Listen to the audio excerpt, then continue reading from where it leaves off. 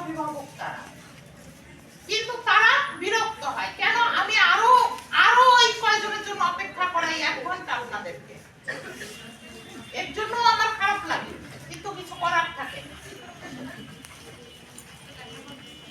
আমার কথা হচ্ছে যে বাচ্চাকে স্কুলে পাঠান, আপনারা স্কুলের সাথে যোগাযোগ রাখেন, ক্লাস টিচারের সাথে যোগাযোগ রাখেন, ক্লাস টিচারের নম্বরটা নিয়ে যান, অন্তত সপ্তাহে 1 দিন ফোন করে তার কাছে খোঁজ নেন বাচ্চা প্রতিষ্ঠানে আসছে কিনা, ঠিক মতো পড়াশোনা করছে কিনা।